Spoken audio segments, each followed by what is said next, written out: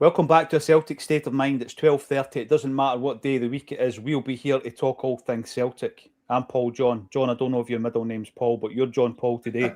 We've got Paddy and Patrick. Yes, this is a Celtic podcast. The T-shirt, we're going to start with that. John Hughes, talk to me about testicular fortitude. Well, this T-shirt was given to me by Paddy Lavery's, and the boys at the Crumlin Road Star at that event. And I wore it once as a thank you. And I've never really felt it appropriate or felt it necessary to wear it again on this pod. And I think today it's really a message to the board because I think the future of this club, the multi-year future of this club is at stake. And I think it's at stake because I don't believe they'll do anything. I don't believe they'll sack him. I believe they'll give him this transfer window and possibly the next, even if it's an absolute catastrophe, because they absolutely will not, under any circumstances, admit to being wrong. And that being wrong will cost Tisdale his job, possibly Michael Nicholson as well. Should definitely cost him his job. But, this is the defence of fiefdoms we're back to again. So admitting you're wrong, and these guys are on multi-year contracts, going to cost the club a pile of money. Desmond won't be happy about that. So they're just not going to admit it. They prefer that we completely failed.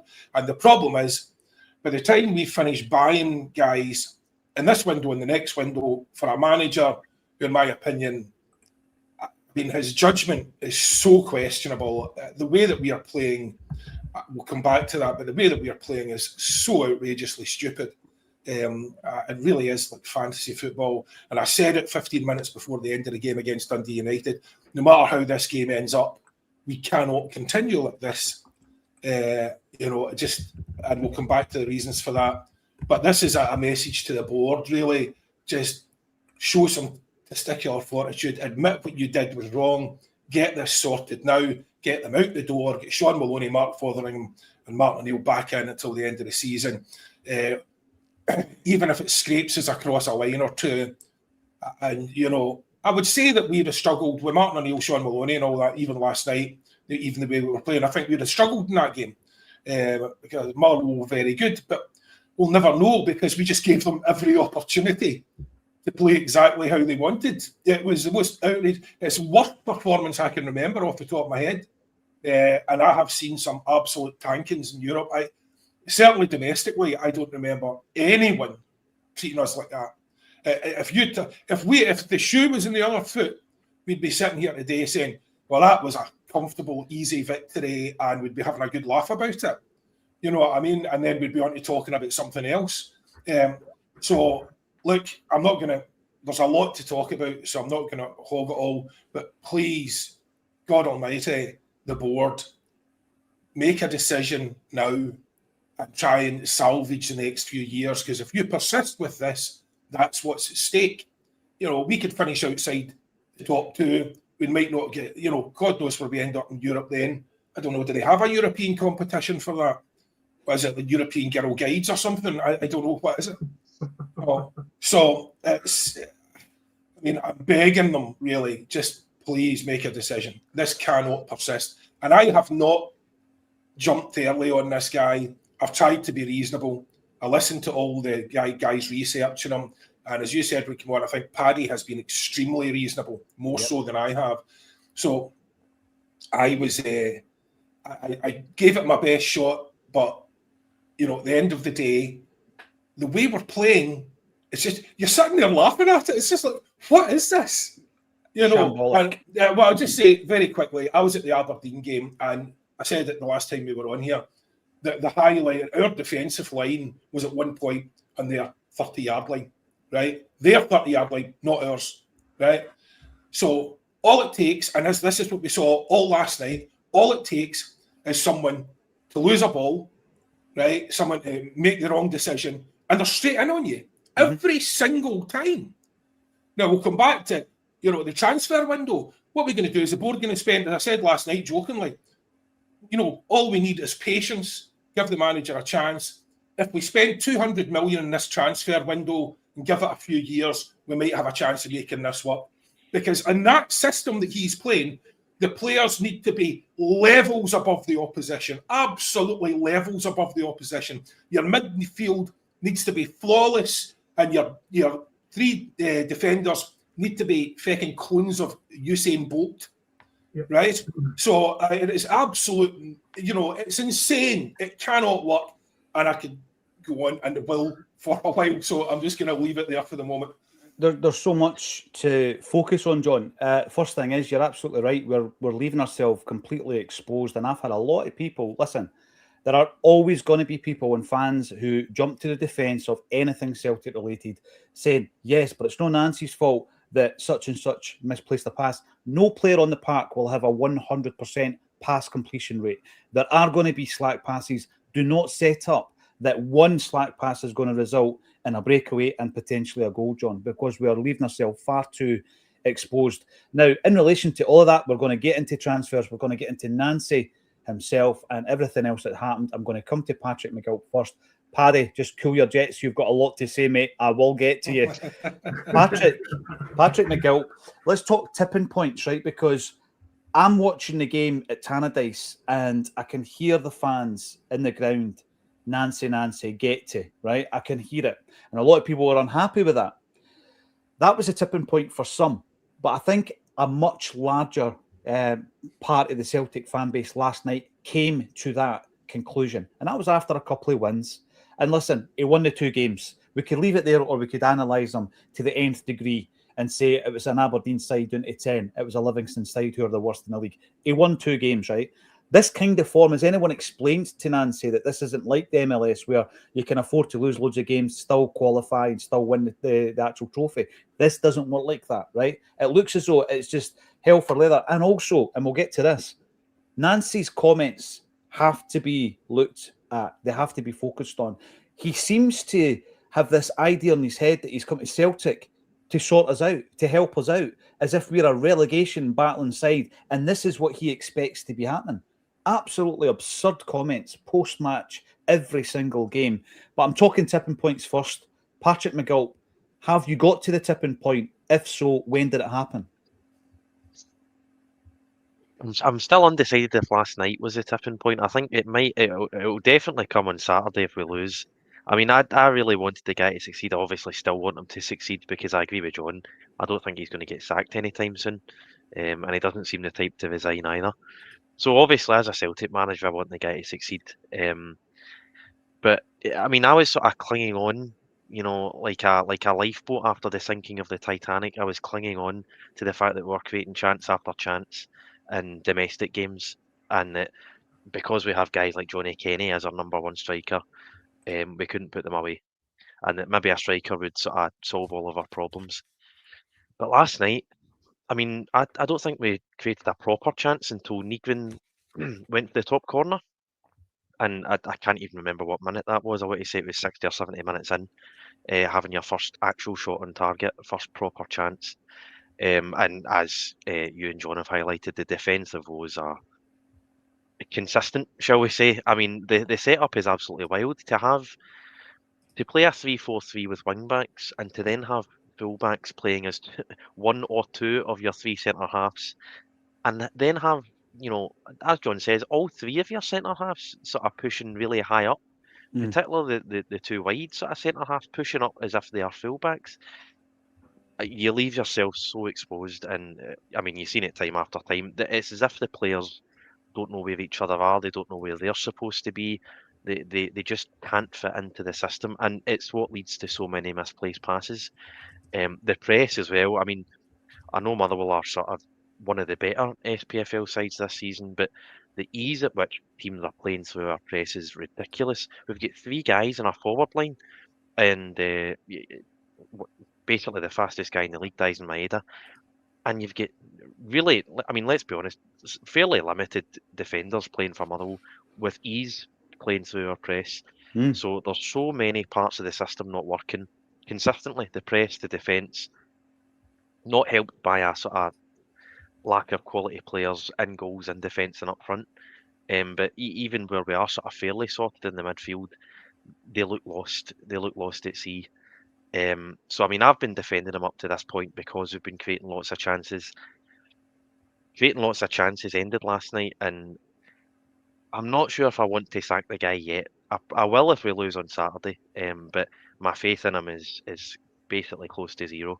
The one sort of straw I was clutching to didn't appear last night, so I think tipping point it's certainly this week, if not last night, then Saturday. When if we were to win on Saturday, I would be amazed the way that we're playing.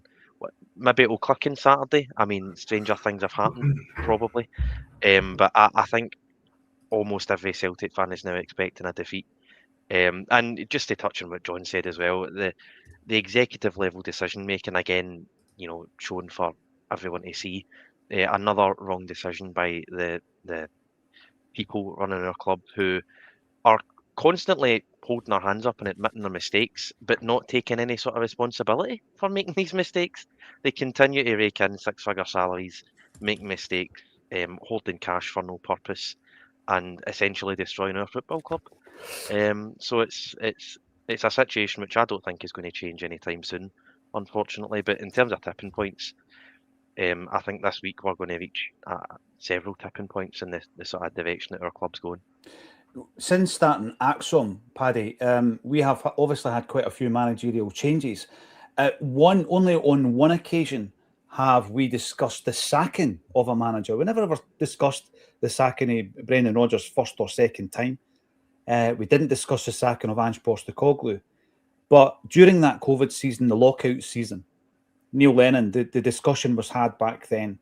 And I'll go back to that, and I've probably learned from that. And it took me a while to actually say it's time for Neil Lennon to go. A lot of other contributors were saying it a lot earlier and a lot sooner than I did, right? Yep. And with regards to that, it's fresh in my mind because I'm thinking, right, Nancy has walked into a situation where he has players that he did not pick, but every single manager joining a new club is in that situation. Every manager, right? The players that he has at his disposal were doing better under Brendan Rodgers as well as Martin O'Neill. Never mind Martin O'Neill. They were doing better under Brendan Rodgers. He's managed to come in, and the influence he's had on this team has not been a positive one. We'll get to the players at some point in the next 50 minutes, Paddy. But in terms of this tipping point, Mings has arrived. My point has arrived. When I watched the Dundee United defeat, I thought maybe a wee bit premature because of what Patrick McGilp says. We were creating chances. If Johnny Kenny scores that and Dyson Maida scores that, ifs, buts and maybes, that might all click. Last night, none of that happened. So last night was completely different for me. I see no positive green shoots of progress. So the time has come for me. My decision is made. We go into the game at the weekend, and I'm now going to bring John Hughes' point in. I don't think the board will make a move. I don't think they're bold enough. They're scared to make a decision. Why? Why are they scared? We know why. Because they didn't appoint him. They didn't appoint him, right? Paul Tisdale has been given a level of autonomy from Dermot Desmond. He's identified, maybe officially and all the rest of it, yeah, they've appointed him. They didn't identify Nancy. Nancy was not their man.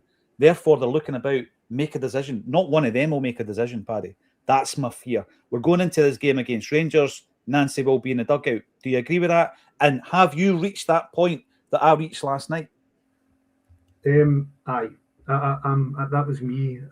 Let me say it off camera, Paul John. I have been fairly kind of fair with Nancy on 67 I don't really like to go in too footed on Celtic managers when you can see a kind of maybe something happening. We did see kind of like progress happening, albeit short, in the wins against Livingston and Aberdeen. It wasn't great progress, but at least it was something. We've seen attacking football. We've seen goals getting scored. We'd seen some players like Benjamin Nygren and even Hugh Junior coming into a game. But for me last night, it's a Jekyll and Hyde team. I mean, how can you go from creating, I think against Aberdeen with 31 shots in goal, and against Livingston with 18. Last night we didn't even hit double figures, I don't think, if I remember right, when I looked at it this morning. I think it was 8. Might have been 8 on target and 13 overall. But the drop in standards is completely stark, and it doesn't help with team selection either. He made 4 changes for a team that scored 4 goals against Livingston. Now, all right, defensively, were pretty shoddy. We've been pretty shoddy for months anyway. But under this system, to get a bit of kind of, I suppose, momentum, you want to try and stick with a settled side. But he made 4 changes to the team, went and beat Livingston, including putting Kasper Schmeichel back in goals, which again was another decision for me that was completely baffling. I don't think Wojciech Sinisal did that badly against Livingston. I think he had one mistake. Could have probably done better with the second goal, I think, in Livingston. But overall, I think if he's going to be on the one going forward, he needs to be given time, and he's not getting that time. And then 2 big mistakes of Schmeichel last night cost us 2 goals. And the second mistake was completely... I think last night on the post-match, you were talking about Arnie Engels' body position, and to a certain extent I agree with that. But that pass that he made when there's 3 Motherwell strikers pressing their defence, and when we know our passing was off the whole night, was just mental.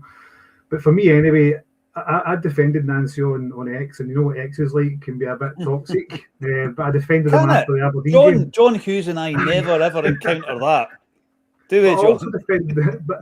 But I also defended him on a group chat as well. And I felt against Aberdeen and Livingston, we were seeing something that could be happening. But I mean, last night against Motherwell, let's make no 2 bones about it. It's Motherwell we're playing. It's not Bayern Munich, and it's not Barcelona either. So we've got players in that team that should be capable of beating Motherwell home or away. But what he's trying to do with these players, I don't know. I don't know what he's telling them. I don't know what the instructions are. You can see there's complete disconnect between every aspect for the team, from the front to the back, to even in the midfield, where they don't seem to know what they're doing. And to go back to John's point about the defenders, because we play such a high line, the defenders or the central defenders need to be quick, but so do our wing-backs. And we don't have that at all. We're asking Luke McCowan, we're asking Jun Yang to do the kind of jobs, defensive jobs that they're not used to. It's alien to them. So everything's totally disjointed. And it was shown up last night against a team who was perfectly well set up, who were well drilled in. I've got to admit that James Bertha-Askew, what a guy he is. His post-match and how he went into the analysis, how he planned and beating Celtic was something else. The guy was articulate. He knew what he was talking about. He sussed us out right away, and it showed. And we never had any answers. And for me, that's a tipping point. If we don't get any answers to beat a team the size of Motherwell, then get up the ghost. It's game over. Yeah, it was very impressive, and I think we have got to discuss at some point during the show just how this has been dealt with by Nancy himself. John, we talk about people being out of their depth when they come to Celtic. I'm going to bring up as many comments as I can as we get through, because not only are we wanting to share our thoughts here, the 4 of us, Paul, John, Paddy and Patrick, as many of you as possible need to get on this, because this does work as something of a fans forum, because you know there isn't a functioning one at the football club, so we try to provide that to you. Now, I'm bringing this up not to have a go at Rubber Duck, right? Because I don't even know if this is what you mean, but you know that whole keep the faith thing, trust the system, John. We are Celtic supporters. I thought we are faithful through and through, right? I've got to say, right, in relation to that, none of that actually means that. What does it even mean? What does it even mean? We can't criticise when something's going wrong. We can't identify and be ahead of the curve when something's going wrong, John. It's as clear as day. This is not working. It's simply not working. So even if you had preconceived ideas coming into this about Nancy, which I didn't, I'm like Patrick on this. I wanted him to what? I was open to it. I've been open to every Celtic manager that's ever managed this football club. Even when Gavin Strachan was given 1 game when everybody else had COVID. Remember that? He was a manager for 1 game. Was it Hibs or Livingston? I'm behind him. You're in the dugout at Celtic. I'm behind you. It's nothing to do with any of that. You can have blind loyalty, John. This isn't about trying to have a dig at Celtic. This isn't about crisis clicks. We want what's best here. And we're at a point of the season where, despite all the absolute chaos that has ensued, we are only 3 points behind the leaders. There is still something to be salvaged if we act, John. Well, I'm what it means to me is I'm faithful to the club, not to a PLC board that seem determined to absolutely run it into the ground. So I won't stand by and clap like a seal well, these guys are guilty of corporate malfeasance and basically, the cronyism and poor corporate governance and being so contemptuous and dismissive of the fans and basically attacking the fan base. That is not to be supported. That's not what faithful through and through means. Faithful through and through means you back the club, you back the players, right, as much as you can. And that's what that means. You're talking about going to games, going to away games and stuff like that. People put their lives and souls into that. And the way that our board have reacted to, the people that put their lives and souls into the game is to ban them. So they banned the Green Brigade, they banned corporate media. They take any criticism as an attack, which is completely unwarranted and is apparently just from only anti-establishment Neds that are just there to kick up trouble for the billionaires. So, that's not what it means at all. It's not been, isn't it great? Well done. That would make us as condescending as them.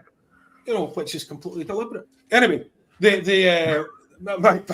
my point is, look, we are in it. As I said at the start, we are potentially in a whole world of trouble, and all of it is self-inflicted. And I can't remember who was it that said it. I don't know if it was one of you guys that said it the other day, and I saw it somewhere. The embarrassment to lose this league with more money in the bank than we've ever had would be a resigning offence for every single member of the board. Yeah. It would be the most embarrassing thing that's happened. The same reason I said, the Kairat Almaty games. That's the worst European result in Celtic's history. People are lining up a whole big list of results saying, no, look at all these. Yes, but at that point, we didn't have knocking on 100 million in the bank. So in context, that is far and away the worst result. There are times when we have struggled financially, and that is in context far and away the worst result. And now we're into far and away the worst performances. Some of it, the Kairat Almaty game, I thought was one of the worst games I've ever seen. And I'm looking back on it fondly now after that game last night. At least we had a one-on-one that we might have scored. Yeah. And it was just, it's like kids' football. I don't know what he's thinking. And the most worrying thing for me is, especially last night, it is very, very clear that the players have checked out. Whether it's because maybe he was a tipping point for them in terms of there's a load of guys that don't want to be there. There's a load of guys that are out of form, a load of guys that are sick of being disrespected given their previous input, all that sort of stuff. Bernardo came on yesterday to take his chance. It was like, is he on Valium? What was he doing? Do you know what I mean? He looked as if he'd been sedated before he came on. It was absolutely astonishing. And the man, I know you're going to come back to that.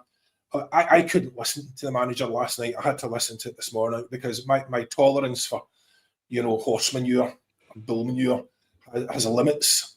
And I was all for giving the man. I said it the first time. He's not his main language. We need to maybe not analyse quite as much as we were analysing before in terms of taking every single word that Brendan Rodgers was saying and go, what does he mean by that? What's he implying by that? Which we were doing because it was the only communication you were getting because nobody else from the club would come out and talk to you. So of course you're doing that. But it appears that one of the languages he's fluent in is utter waffle. And I don't know. I'm just waiting for the seagulls following the trawler, to come into play here. But utter waffle. And if we are going out there, all you need to do is Celtic manager in those circumstances say we were unacceptably poor. We're working to fix it. That's the end of it. But to come on there, it's like we've seen it before. The managers coming on and saying, "Oh, that decision went against us, and that decision went against us in games which we didn't deserve to win." But to come on and talk about passages of play, as in we strung together about 3 good passes at one point, or whoop-de-doo, well done, mate. That's absolutely fantastic. That's a standard you want to be held to as an elite club. the fact that he managed to. And by the way, I mean, I'm going to have to go back and watch the game to see what passage he plays talking about, because as far as I know, we didn't string any passes together. We didn't string. We couldn't make a pass. I mean, as I posted out last night, we were caught in possession more than a drug runner with a crew full of touts. It was absolutely horrendous. It was previous to that, and the other post I made last night, there's less space in the plains of the Serengeti, and we are getting hunted down like Bambi by a hungry leopard, and our passing looks like whatever's happened. Our players look like they've been taught passing by the love child of Stevie Wonder and Oscar Pistorius. It was absolutely abysmal. And the thing about it is the board have been getting away with it for years because it made some lucky. I mean, we talked about it before. Backing into Ange, that was just incredibly fortunate for them. This could have been that situation. If we hadn't got Ange and we get Eddie Howe, we could be in the sort of situation we're in just now, because we were so lucky that Ange came in with all his knowledge of Japan and bought players that were still relying on 5 years later. To see this absolute travesty of a Celtic team with no soul, no spirit, no application, no clue what they're doing, set up to play like absolute mugs, being humiliated on the pitch and feeling humiliated, I'm sure, by having to go out and play that way. And it is just they have completely checked out. And as I say, I don't think it matters what the tipping point is for us, but the tipping point for the players has clearly been reached. I think that is it.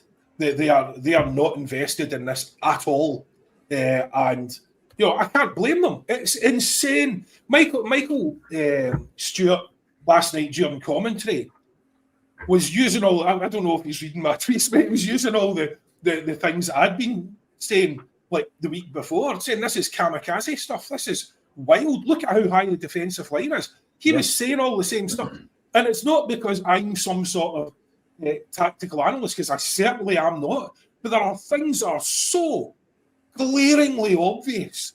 You're looking at it going, how can you not see that this is absolutely mental stuff? So I don't know. I'm as I said before, my concern now is my levels of anxiety about this are through the roof, and it's got nothing to do with win performance. I'm concerned about the next years of potential calamity that we are going to face because of this board and their refusal to make a decision. And do you know what else as well? Just throw this in as one last point. They'll do nothing in the transfer window. This transfer window, I guarantee you, will be an utter shambles, right? Because is it Hearts or something? Or Motherwell have already got like 3 players lined up for the transfer window. Announcements made. Yes. Yeah. And we've got nothing. We will do nothing. We will get maybe one third-rate striker in on loan from some lower-tier English club, probably from Exeter. If Paul Tisdale's getting to do with it. It's going to be, people are going to be, hanging on for grim death with this window and hoping it's going to salvage the season. And I don't believe for a second that that's going to happen. This board are a shambles. Tisdale is a shambles. Whoever they have lined up to bring in will not be first team ready. You can be almost sure of it. The only way they're going to do that is if they sign Scottish players who are better than the players we currently have. And I just don't think they're going to do it. They wouldn't pay the money for a Scottish player. So I'm afraid my hopes are extremely limited. The thing, John, that you say there that I think resonates is the fact of the impact of this, the knock-on effect, right? Because people are saying, you're only losing one title in 14 and all this kind of stuff. No, there's a knock-on effect to this. Now, if we continue to play the way that we're playing, and I read somewhere, and I've not checked this quite yet, but it wouldn't surprise me, that Nancy's never won 3 games in a row in his managerial career. I would like to see whether or not that's been checked out. Paddy Sinnott's going to do an article on this if it is. But I'll tell you what, if that's true, that shows that straight off the bat, this guy does not have the correct mentality to be the Celtic manager. Now, in relation to the communication, John, you couldn't even bring yourself to listen to him after the game. That's because he is talking in riddles. And every so often he'll throw in something from a training or a coaching manual.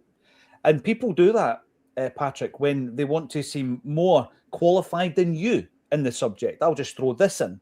And a lot of it's gobbledygook. A lot of it means absolutely nothing, right?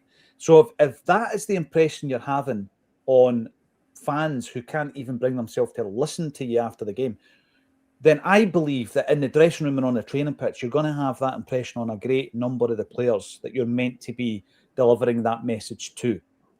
After the game, and I'm sure there's a few different examples, but there was a close-up of Luke McCowan, right? Now, you can look at that and make out, well, you know that he's absolutely frustrated, annoyed, angry, all of the above, but you can almost make out what he says as well, Patrick McGurk. And the reason I'm saying your full name is so that you know I'm talking to you and no Paddy's in it. But it does filter into the psyche and the mentality of the players. There is absolutely no getting away from that. The manager, if they're not able to communicate their ideas efficiently, it will filter into the players. And I can see it. They're confused. They're all over the place. But not only that, they're annoyed. I mean, Luke McCowan is a player who would walk a million miles just to watch Celtic. He's Celtic mad, and he is at the end of his tether. If you want to become a lip-reading expert and a body language expert all in one, he's at the end of his tether as well. So we can look at Saturday and say, oh, you know, it's going to be great. We're just going to beat Rangers and everything will be fine again. Sorry, that no longer exists as a get-out plan for the board. Beating Rangers, even if we do, and I don't think we will, by the way, even if we do, it's not enough, Patrick. It's not enough. All these things, January window, that's not enough. What gives you any kind of belief that the same people, minus ahead of scouting, right? The same people are going to get the deals done this time when they didn't do it the last time, which started the immediacy of this downfall, not the roots of the downfall, but in the immediate past. You know, the transfer window under Brendan Rodgers started a chain of events which has brought us to here very, very quickly. More quickly than I would ever have envisaged. But the communication aspect, the players checking out, Patrick, do you believe we're at that stage this soon? It's definitely possible. I mean, if you're sort of repeating the same thing over and over again and getting the same result, which is, you know, you're basically starting every game 2-0 down with this system. I mean, I think Aberdeen are the only team not to score 2 goals against us. Every single game, you're essentially conceding 2 goals straight away. So you need to score 3, and you know we were creating chances, but you've not got any firepower up top. So have the players checked out? If it's not came, it probably will come soon. You know, it's like I heard an analogy about this in Europe, Celtic in Europe. You know, if you set up like Rodgers did or like Ange did, you set up the same way, and you've lost heavy away from home in Europe several times setting up that way, and you're setting up that way again. You sort of lose faith in your own system. You think, well, what is the point of doing this? We're just going to get the same result. So I think, you know, they are human beings. They can see if you repeat the same patterns, you're going to get the same results.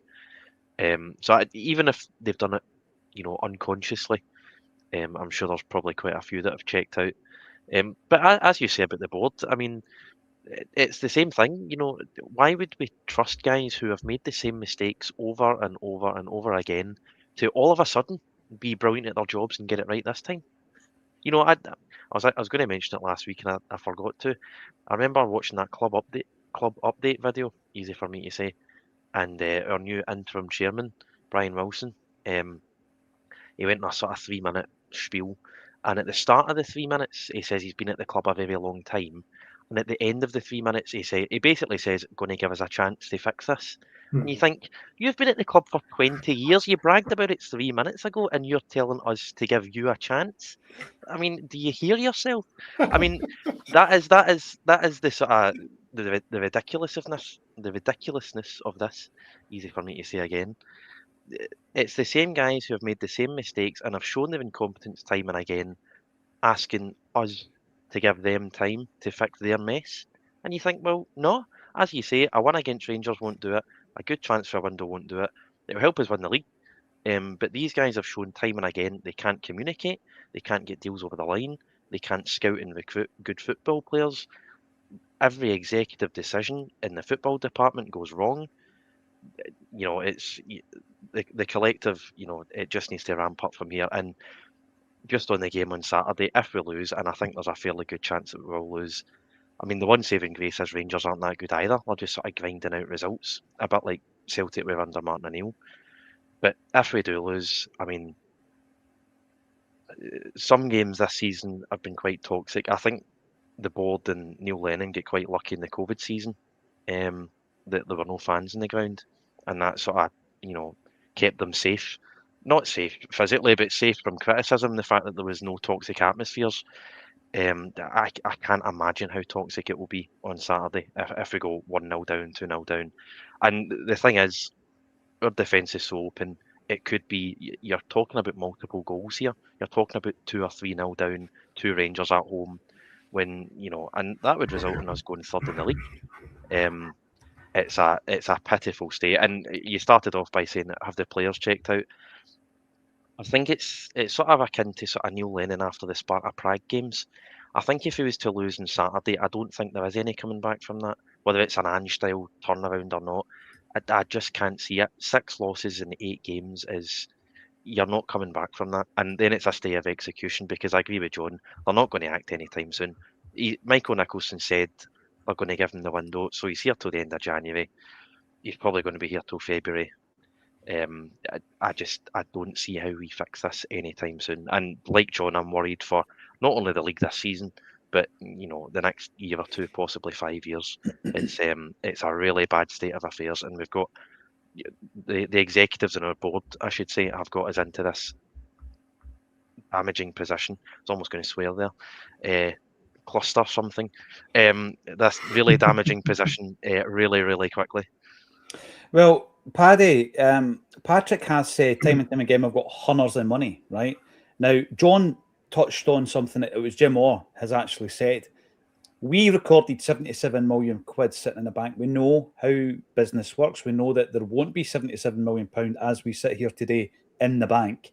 And the next time the results come round, they'll justify X, Y, and Z reasons why they didn't spend this and didn't spend that. The fact remains, the last time we got our financial results, we had 77 million in the bank. If you fail to win the Scottish Premiership, where that level of dough sitting in the bank, waiting for a rainy day, that is the worst example of mismanagement at that level, Paddy, in the history. Now, listen, the old board almost put us under, but that was over a period of time. I'm talking in one season where you enter a season with 77 million pound in the bank, you fail to win the league. That is absolutely unforgivable. You don't come back from that, Paddy. But what makes it even worse is the teams are losing it to aren't the best teams either. Nope. Do you know what I mean? You look at Rangers have now got a chance. They were sitting 10th in the league, I think, back in September. A laughing stock. Russell Martin taking the guys up for, cold water dips in Loch Lomond. They were a laughing stock. They're now 3 points behind us. They're 3 points behind us with a chance to win the league. They're only 6 points behind Hearts now. And then you look at Hearts, who are having the season of their life, but they're only 3 points ahead of us. So for all Hearts are doing well, they're doing well because that's a disservice to Hearts. They are doing well. They've only lost 2 games, right? But if we had got our act together, they wouldn't be anywhere near us. But we're so poor, we're still 3 points behind them. So I tweeted last night after the game that if we get rid of Wilfried and Nancy like today, we'll win the league. We'll win the league because we'll get a manager, we'll get a coach in who will use players in the right position. They won't put square pegs into round holes. And they'll do what Martin O'Neill did and play players to their strengths, because any manager worth their salt would do that anyway in any walk of life, not just in football, but in any walk of life, in business, in anything. If a manager continually manages his staff wrongly to get shocking results, to lose their job. So anybody worth their salt will just do the right thing and play players in the right position. But anyway, I think if we lose this league, it will be... How can I put this without sounding like a complete mentalist? It'll probably be the worst league title loss for whatever I can remember in my lifetime, Paul John. For the position where we stand right now, or the position we stood at the start of the season, I think it will be when you look at who we are competing against, it will probably be the worst league title we've lost in my living memory. And I grew up in the 90s where we won nothing for 6 years. You did in 1994, what used to be called the New Year's Derby. And New Year's Day 1994, Rangers came to Celtic Park and were 3-0 up after 29 minutes, I think it was. Someone in the chat might tell me it was 39 minutes, but certainly they went into an early 3-0 lead. Mars bars were thrown at the board members. I always remember that. Mars bars were actually thrown at the board members that day, as were a few coins, which I think they put into their pockets. But the final result was 4-2. We're talking tipping points for many fans who weren't part of the kind of movements of the fanzines or Save Our Celts or Celts for Change. There was no coming back for the board at that point. I think we're already at that stage. A loss or even a heavy loss, and I don't want it to happen regardless, would definitely put lots and lots of pressure on the board. John, I'm at a stage though, unfortunately, I don't know Dermot Desmond. Obviously, I don't kind of like move in the same circles as him, but everything I read about Dermot Desmond, every time I speak to someone who has been in contact with him, I'm told he's a very vindictive individual, John. I'm told that it'll be a situation that could go either way. We've heard in the past, he got angered when Rangers knocked us out of the cup under Ronnie Dyler. Angered insofar as he went out there and he threw money at Brendan Rodgers and he was the most expensive manager we've ever had, etc., etc. If this doesn't anger him, John, if the state of this football club right now doesn't anger Dermot Desmond, then it needs to be vindictive not to make these decisions. And by the way, he shouldn't be the guy making the decisions. We've spoke about that many, many times on this show. But if this doesn't anger him, John, what will? Is he so far removed, potentially when you hear the statement read out by his son Ross at the AGM? Maybe he is. Or is he so far in on this in terms of his dibs are all over it when you think about the fact that Paul Tisdale's his man, Nancy's Paul Tisdale's man, and, Dermot Desmond is to blame, even in a secondary position, for the appointment of Wilfried Nancy. But you're saying, what angers him? We anger him.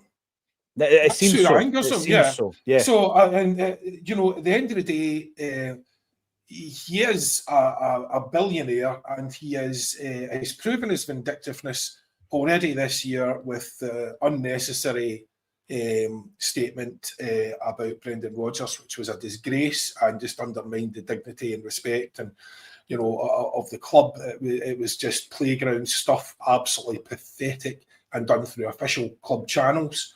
And then you had his nepo baby read out one of the worst statements you'll ever hear at Celtic. It was absolutely, it's just beyond belief and its contemptuousness. But the one thing you have to understand really about Dermot Desmond is he's first and foremost a narcissist. He worries about Dermot Desmond. The only thing he cares about is Dermot Desmond. So ultimately, his interest in this, and the reason why it would seem to be vindictive, is because he's going to be the one caught in flack for it. So we are in a position where, we have created this. He's blamed the manager, but it's going to end up like, a sort of Trump-Biden situation where you're 2 years down the road and he's still blaming the previous guy, and that is going to be what we're in here. It's just going to be, oh, no, well, it was all Brendan Rodgers' fault, but it's just coincidentally, it was all the things Brendan Rodgers was complaining about. So I'm not sure who's right and who's wrong there, but, I think Brendan might have had a point or 10. But that's what he's irritated by. He's irritated by us for criticising the position that we are now in. He might be angry about the position we are in, but he's more angered by us criticising the fact that we are in that position, because that, by definition, means we're criticising him and the decisions he has made, and by extension, his executive. And therefore, he will do nothing here that we think is sensible, that we think is action that any reasonable person would take, because he's not a reasonable man. He's an incredibly powerful man. And you're at a stage, if you're a billionaire, I don't know if you've ever met anyone like that, but they are just surrounded by people on the grift. They're surrounded by people who are looking to either get something off them, want to be in their circle for different reasons, all the rest of it. Nobody says no to the likes of Dermot Desmond. Absolutely nobody says no to the likes of Dermot Desmond. And this board exists purely there to commodify our passion.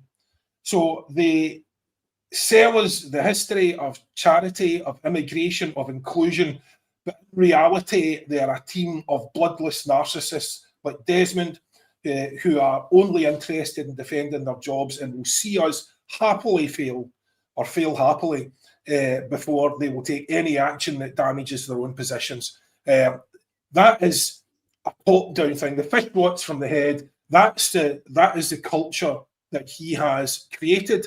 That is the culture he wanted. He wanted that. He wanted a monarchy. That's what he's got.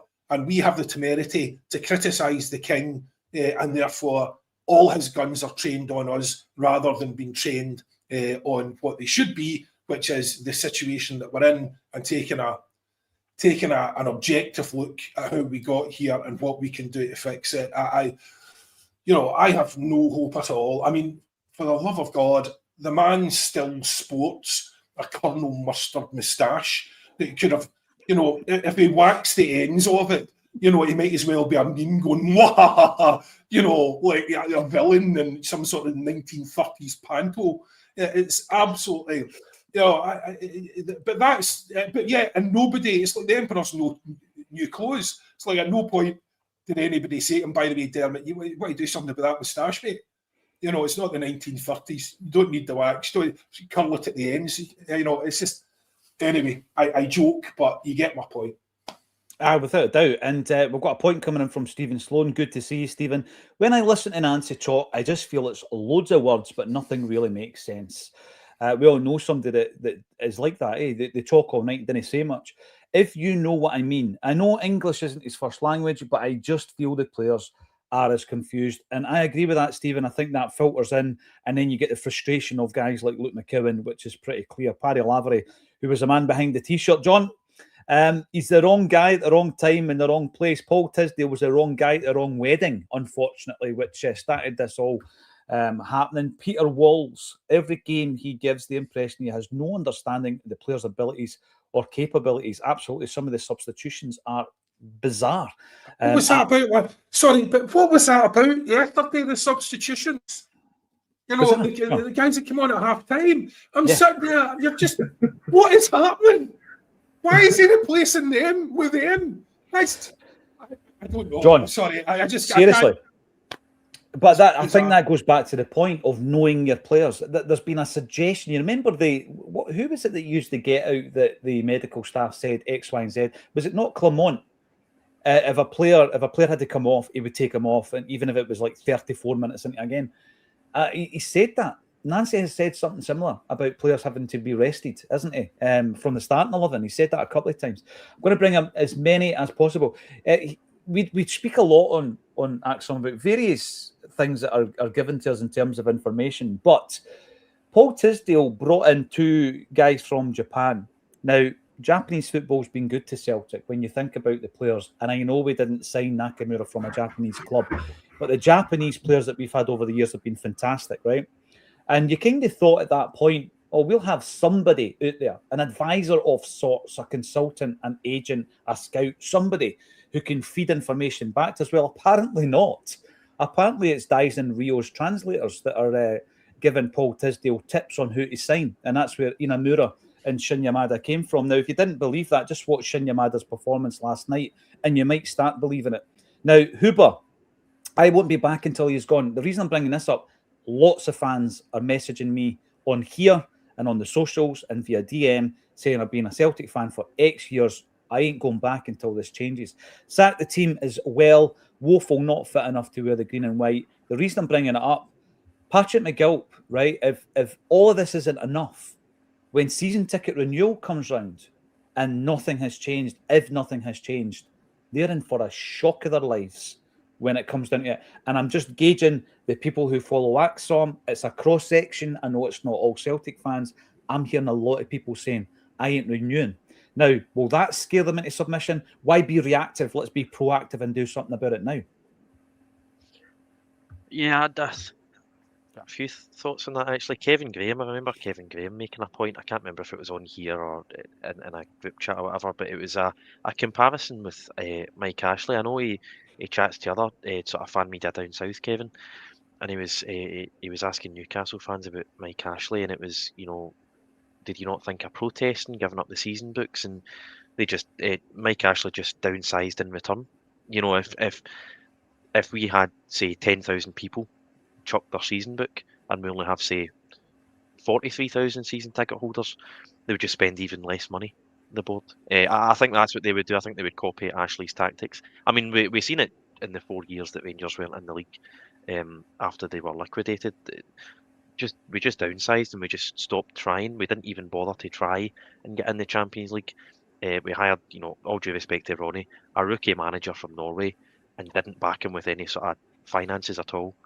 You know, it was a pathetic period really, and I think that's what would happen in this case as well. I don't doubt. I think they've probably been a bit scared since the Almaty game.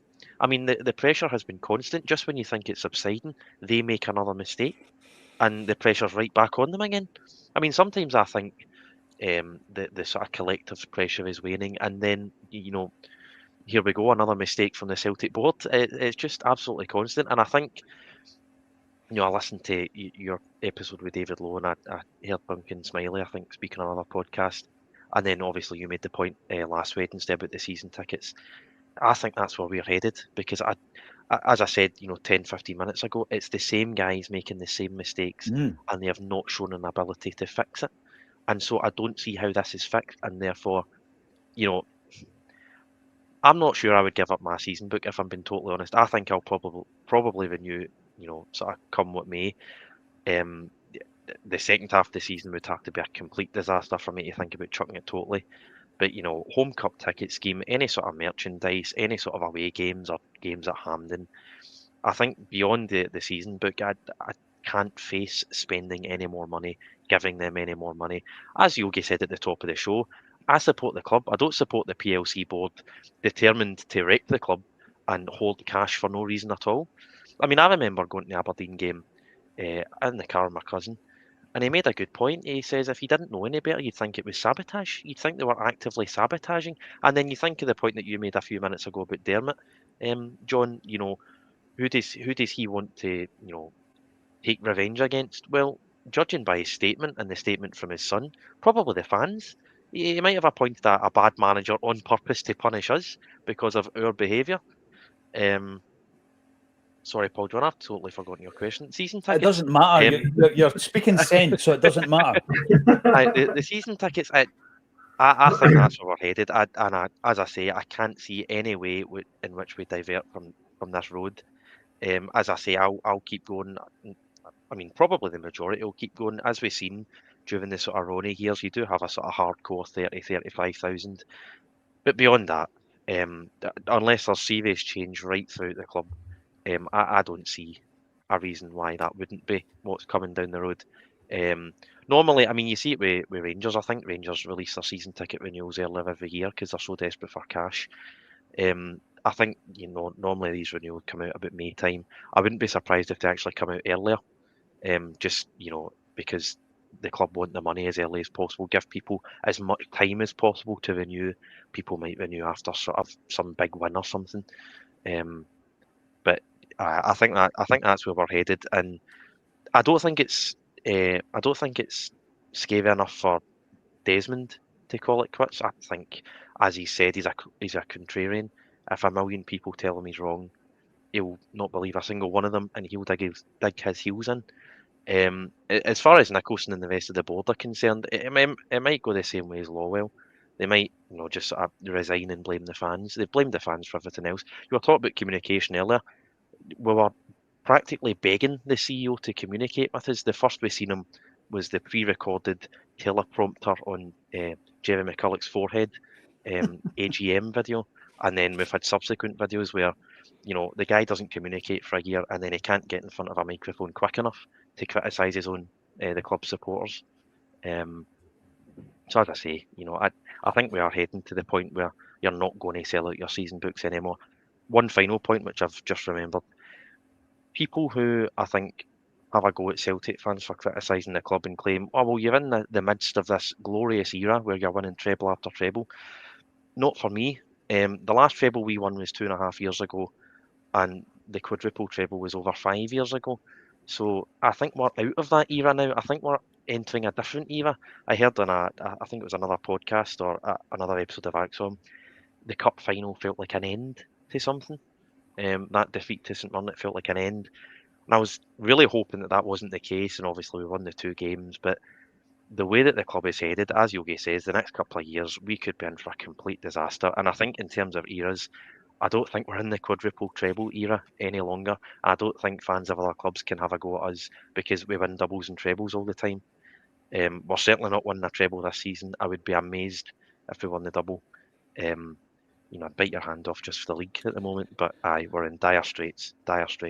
Yeah, we absolutely are. I'm bringing in some more comments. Before I do that, you're talking about renewing your season ticket. I was getting a hard time online for having a season ticket and having the audacity to be working on Acsom on the days of many of the games. And that person might be listening in. He went by the pseudonym 1888 Seamus. We know who you are, Jimmy boy. We know who you are, James. A couple of little tweets ended his Twitter career. And probably a couple of little tweets to indicate that it's all right for you to come at us with our correct identities, but the minute we start doing that to you, you get a little tad uncomfortable and then you delete your account. This kind of same thing happened, and I'm going to put something straight here because it's a bit balanced. There was an account that popped up called the Celtic Fans Corrective. They must have sat up all night coming up with that name, right? And they started targeting Celtic supporters, myself included. Yogi, I didn't see your face as a target, but mine's was targeted myself. It took a lot of time to create these graphics. And in any case, they did a Q&A the other night. And when they were giving out the answers, they accidentally on purpose had a watermark which read Mindfield. Now, the online sleuths amongst us found out that Mindfield was a PR company previously used by Celtic. And it was thought that somehow they were behind this account as well. Done a bit of digging, and I had it confirmed this morning that the account on Twitter had absolutely nothing whatsoever to do with the club or that company. That makes it even sadder that someone wanted us to think that this was somehow somebody at the club having a go at fans. In fairness to the club, it wasn't them, but how sad are people online and how much time do they have on their hands? Dearie me. Brian Harkin, this manager is the fall guy for the board, and we still have to keep the pressure on the board.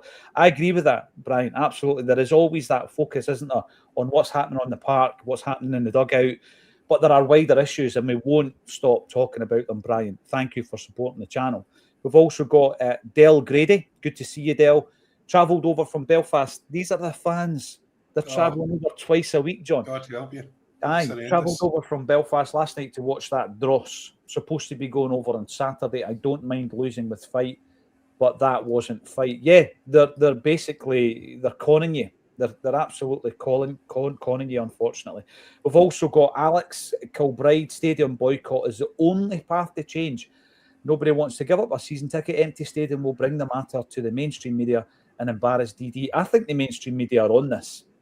I think they've been on it since we started the campaign. We started the action groups and the protests. We've also got Mikey Boy.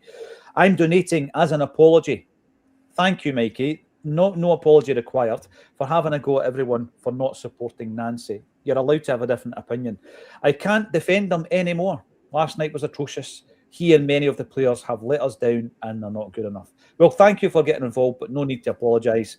We've also got Kay Mullen. When the board and recruitment fall, the manager and players will also fail eventually. Recruitment was largely been poor since the early 2000s after Martin O'Neill left. We even started downsizing it in the last couple of seasons of Martin O'Neill, didn't we?